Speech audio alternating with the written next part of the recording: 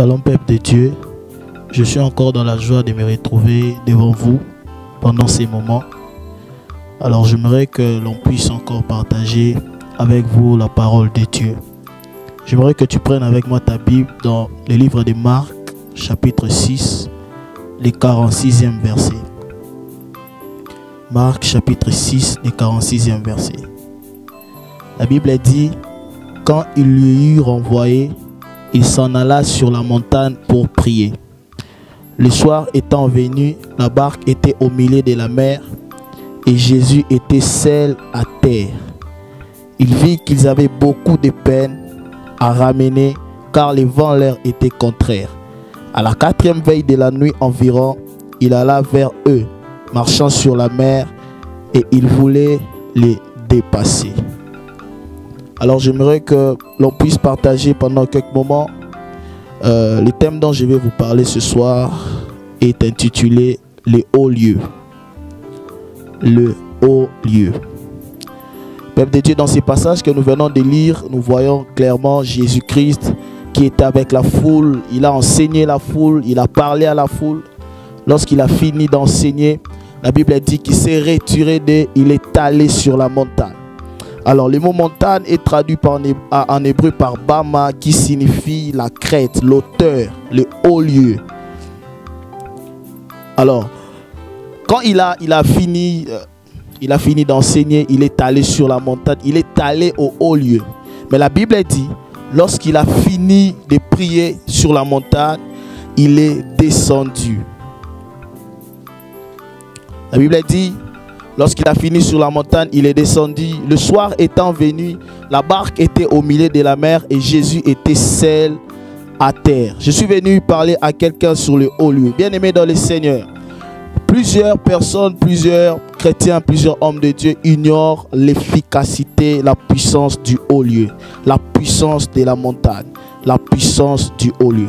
Tu ne peux pas atteindre un niveau quelconque dans la vie, en intimité avec Dieu, aussi longtemps que tu n'as pas encore atteint les niveaux du haut lieu. Aussi longtemps que tu n'as pas encore atteint les niveaux de la hauteur. Aussi longtemps que tu n'as pas encore atteint ces niveaux de te sacrifier, de sacrifier ton temps pour aller chercher Dieu sur le haut lieu. J'aime ce qui se passe, mes chers amis. Lorsque Jésus a fini de prier, lorsqu'il est descendu, il y a des impacts qui se sont produits. Il y a des choses qui se sont produites.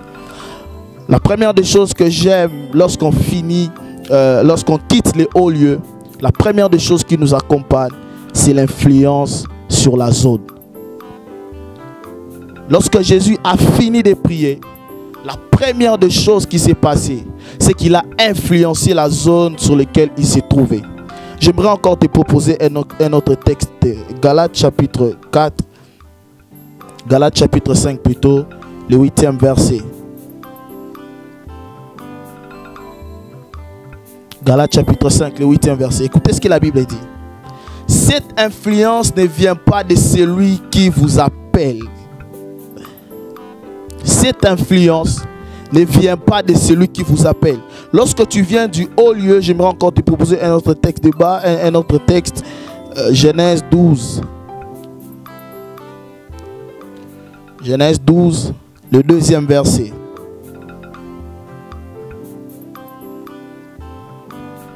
Genèse 12, le 2e verset. Écoutez ce que la Bible dit. La Bible dit, ici c'est Dieu qui est en train de parler à Abraham. Il dit, je ferai de toi une grande nation, je te bénirai, je rendrai ton nom grand et tu seras une source de bénédiction. J'aimerais dire à quelqu'un, lorsque tu atteins la dimension du haut lieu, lorsque tu descends du haut lieu, la première des choses que Dieu fait, c'est qu'il te donne l'influence sur la zone. Il y avait plusieurs personnes qui devaient naître. Il y avait plusieurs personnes. Il y a aussi des gens qui ont vécu avant Abraham. Mais lorsque Abraham vient, Dieu traite alliance avec Abraham. Et parmi les clauses des alliances, Dieu promet quelque chose à Abraham. Et il dit à Abraham, je ferai de toi une grande nation. Cela veut dire qu'Abraham aura de l'influence. Même après lui, il y aura des gens qui parleront de lui parce qu'il sera un père des multitudes et il sera une source de bénédiction pour plusieurs. J'aimerais dire à quelqu'un, j'aimerais aussi profiter de cette occasion pour déclarer sur la vie d'une personne qu'il plaise à Dieu de te donner l'influence sur la zone. Oh, j'ai béni Dieu qui dit à Josué, nul ne se tiendra devant toi tant que tu vivras. Partout où tu piétineras, je te les donnerai en possession. Je prie au nom de Jésus que Dieu te donne la possession de zones, que Dieu te donne la possession de territoires, que Dieu te donne la possession de tout terrain par lequel tu mettras tes pieds dans le nom puissant de Jésus. Et écoutez, peuple de Dieu, la deuxième des choses que j'aime, la deuxième impact du haut lieu, la deuxième impact de la montagne, c'est la reconnaissance spirituelle. Alors j'aimerais qu'on lise Matthieu 24, les 31e verset. Matthieu 24, les 31e verset. Écoutez ce que la Bible dit. La Bible dit, il enverra ses anges avec la trompette retentissante et ils rassembleront les élus des quatre vents depuis l'extrémité des cieux jusqu'à la terre. J'aime le 30e verset. La Bible dit, alors le signe du Fils de l'homme paraîtra dans les cieux et tous les tribus de la terre se lamenteront et elles verront le Fils de l'homme venant sur les nuées du ciel avec puissance et une grande gloire. Jésus étant Dieu, mais plusieurs personnes l'ignoraient. Et il y a plusieurs personnes, nous connaissons très bien cette histoire, il y a plusieurs personnes qui ont ignoré la seigneurie de Jésus.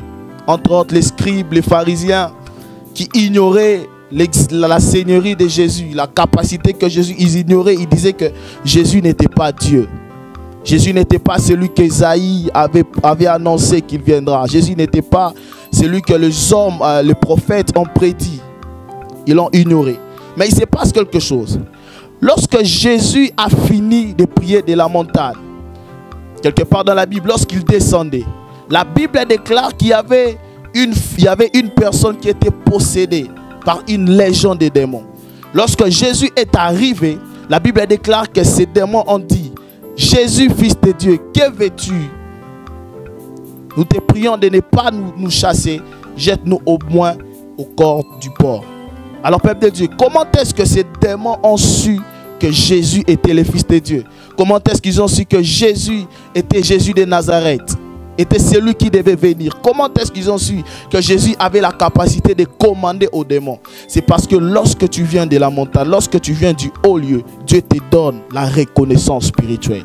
J'aimerais dire à quelqu'un, les démons ne t'obéiront pas seulement parce que tu t'habilles bien, parce que tu parles bien, mais il faut qu'il y ait en toi quelque chose, et cette chose-là, on l'obtient au haut lieu. Tu ne peux jamais atteindre des dimensions élevées aussi longtemps que tu n'es pas encore allé dans une dimension de prière élevée. Alléluia.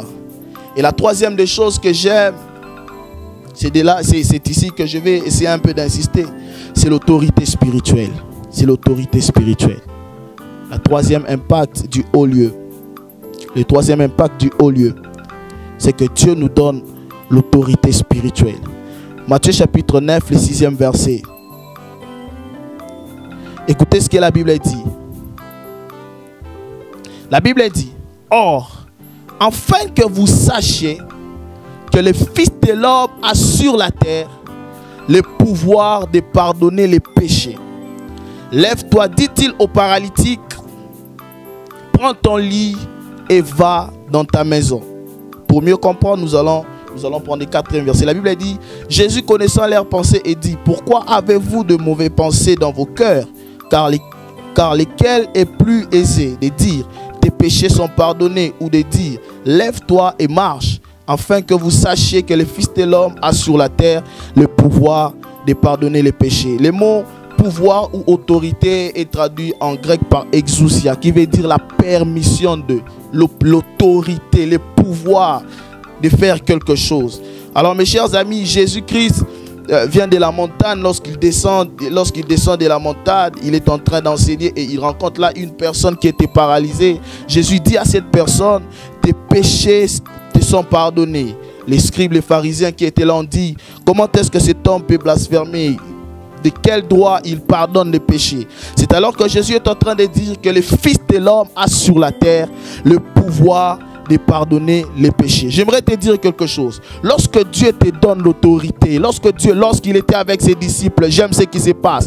La Bible dit que Jésus dit à ses disciples, partout où vous irez, si vous pardonnez les péchés d'une personne, ces péchés seront aussi pardonnés. J'aimerais dire à quelqu'un, lorsque Dieu te donne l'autorité spirituelle, tu as le pouvoir d'exercer les ciels sur la terre. J'aime beaucoup des personnes comme Élie. Élie est arrivé quelque part, il a dit, il n'y aura pas de pluie sinon à ma parole. Pourquoi? Parce que Élie savait qu'il avait l'autorité spirituelle. Et quand tu as l'autorité spirituelle, tout ce qui sort de ta bouche aura de l'impact.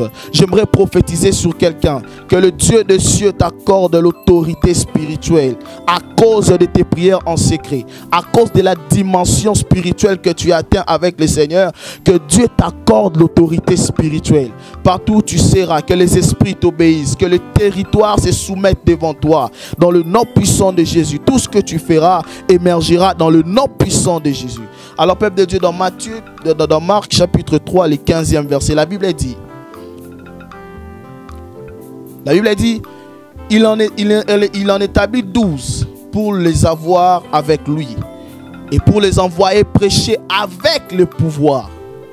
Donc Jésus ne pouvait pas envoyer les disciples aller prêcher seulement comme ça. Il fallait qu'ils aient le pouvoir. C'est ainsi que la Bible dit, il les a envoyés prêcher avec le pouvoir de chasser les démons. Par tout lieu où nous fréquentons est possédé spirituellement par des esprits. C'est ce qu'on appelle les esprits territoriaux. Chaque territoire est contrôlé, dirigé par des esprits.